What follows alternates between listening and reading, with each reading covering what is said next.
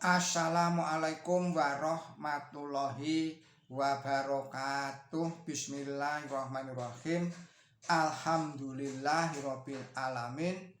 Allahumma sholli ala sayyidina Muhammad wa ala ali sayyidina Muhammad kama barokta ala sayyidina Ibrahim wa ala ali sayyidina Ibrahim fil alamina innaka hamidum majid. Para kadang pamiyarsa kreweng aji ingkang kinurmatan saha para kadang mukminin wal mukminat ingkang dipun rahmati dening Gusti Allah taala, monggo kita lajengaken malih kajian kula panjenengan sedaya ing saat punika mlebet serat nomor kalih serat Al-Baqarah, ayatipun ayat 250 gangsal. Kagem para pamirsa ingkang kinurmatan ingkang ing sapunika nandhang gerah, mugi-mugi Gusti Allah taala enggal paring tamba paring usada saged seger kwarasan kados wingi uni. Dumateng para kadang pamirsa ingkang ing sapunika nandhang masalah ingkang awrat, masalah ingkang rumit, mugi-mugi Gusti Allah taala enggal paring solusinipun ingkang sae-saenipun. Ugi dumateng kadang pamirsa ingkang ing sapunika tanggap warsa, mugi-mugi Gusti Allah taala paring panjang yuswa, paring yuswa ingkang manfaat, yuswa ingkang barokah. Dumateng para sederek, para kadang pamirsa ingkang sampun kersa paring subscribe, paring atensi tuwin paring koreksi dumateng kreweng aji channel, kula ngaturaken gunging panuwun ingkang tanpa upami. Mugi-mugi Gusti Allah taala tansah paring seger kwarasan ayem tentrem kwaslamet sabar lan tawakal dhateng kula panjenengan sedaya, lan ugi mugi-mugi Gusti Allah taala tansah paring gampang lan gampil anggen kula panjenengan sedaya nyambut damel pados rejeki ingkang halalan, ingkang thayyiban, ingkang barokah, ingkang kuatah malimpah-limpah saged damel umroh dhateng Mekah al-Mukarramah.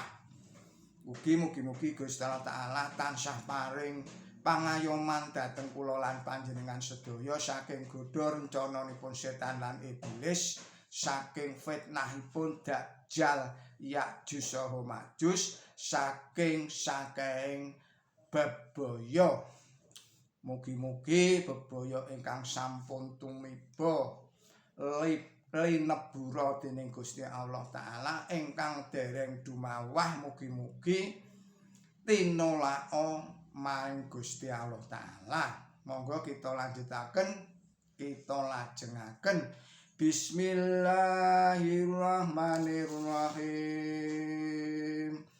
Allahu la ilaha illa huwa al-hayyul qayyum la ta'khudhuhu sinatun wa la nawm lahu ma fis samawati wa ma fil ard man dalladzi fa'u indahu illa bi'idnih ya'lamu ma baina aydihim wa ma khalfahum wa la yuhiduna bi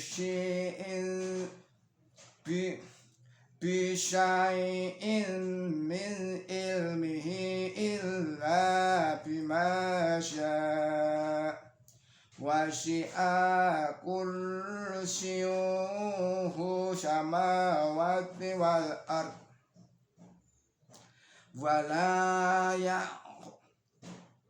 ya'uduhu khifatuhum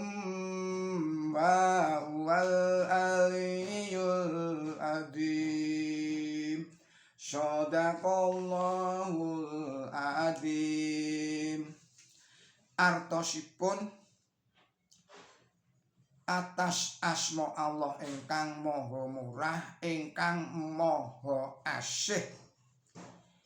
Allah iku ora ana sesembahan kajaba panjenengane ingkang gesang ingkang jumeneng pribadi karanane anane sagung dumadi ngantuk ora ngregem panjenengane mangkono uga sare iya ora samubarang ing langit lan samubarang ing bumi iku kagungane sapa ta sing bisa aweh syafaat ana ing ngarsane kajaba kalawan kaparenge panjenengane angudaneni apa kang ana ing ngarepe lan apa kang ana ing samburine para titahe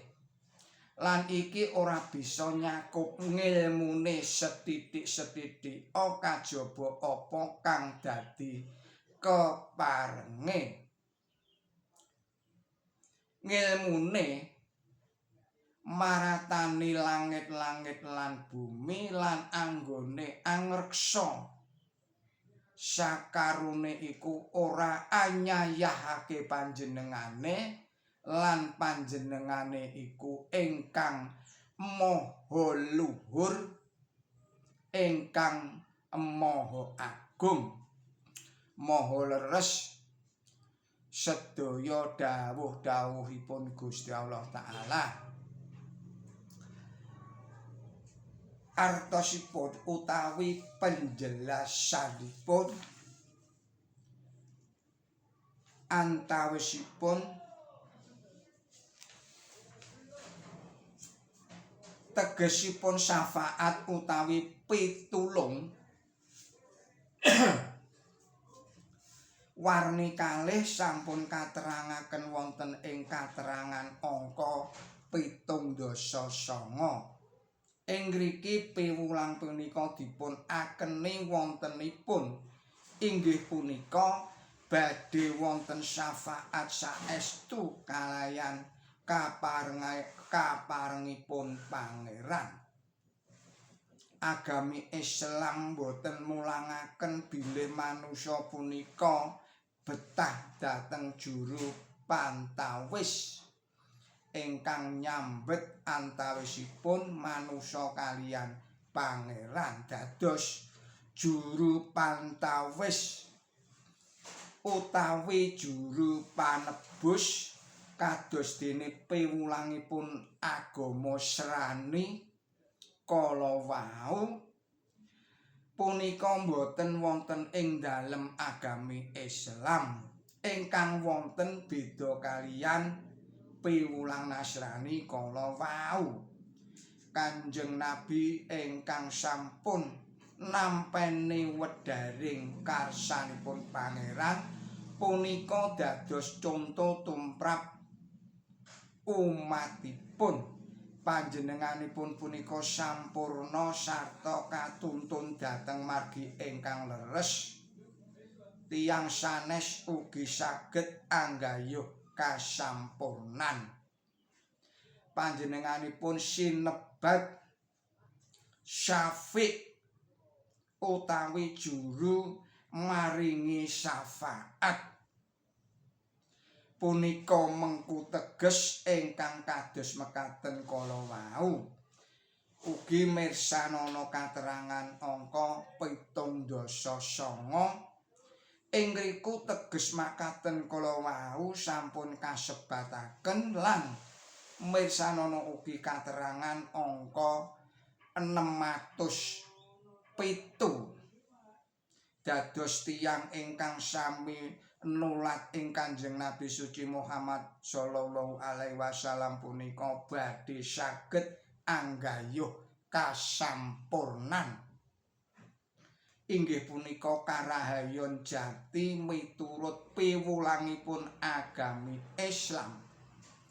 Ananging ing rehning sedaya tiyang punika kawontenanipun ing tumitahipun boten sami sarta kongangipun anggayuh kasampurnan kala wau inggih boten sami senadyan sampun angetok kakiyatanipun mila para tiyang kala wau badhe kaayoman ing sih wilasanipun pangeran sarta kakiranganipun badhe dipun paringi tambel lantaran pitulunganipun tiyang suci inggih punika Kanjeng Nabi Suci Muhammad sallallahu alaihi wasallam ingkang dados conto tumrap umatipun.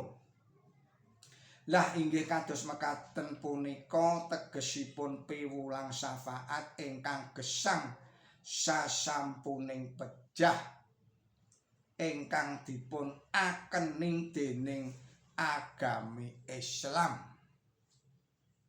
Katerangan salajengipun tembung kursi ing ngriki ateges ingkang sejati sanes dampar utawi kursi utawi palenggahan nanging ngilmu saged panjenengan pirsani ugi wonten katerangan ing dawuh serat angka 7 inggih punika serat Al-A'raf ayatipun ayat 51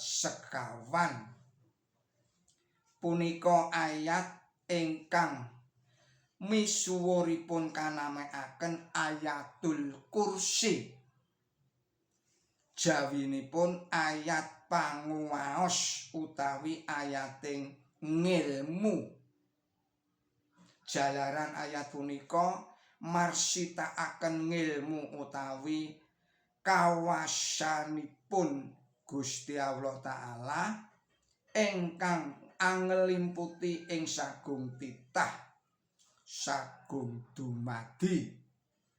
Dawuh punika minangka kangge angantepaken kula ambali malih dawuh punika minangka kangge angantepaken murih para kaum muslimin sami yakin bilih Gusti Allah Ta'ala ingkang nguningani pangorbananipun para kaum muslimin tuwin nguningani piyawon ingkang katandukaken dhateng para kaum muslimin dhateng dening para mengsahipun sarta ingkang kagungan panguwaos angganjar tuwin niksa punika mesti tumemen badhe mancasi satunggaling pihak kalayan punapa mestinipun. Maha leres Gusti Allah Ta'ala saha sedaya dawuh-dawuhipun para sederek para kadang pamirsa ingkang kinurmatan saha kadang mukminin wal mukminat ingkang dipun rahmati dening Gusti Allah Ta'ala semanten pengaosan kula panjenengan sedaya mugi-mugi pengaosan menika saged ngiyataken iman tuwin takwa kula panjenengan sedaya dhateng Gusti Allah Ta'ala lan ugi saged ngiyataken ilmu tuwin pandamel becik kula panjenengan sedaya lepat nyuwun gunging samudra pangaksami billahi taufik wal hidayah ihdinas Shiratal mustaqim. Wassalamualaikum warahmatullahi wabarakatuh.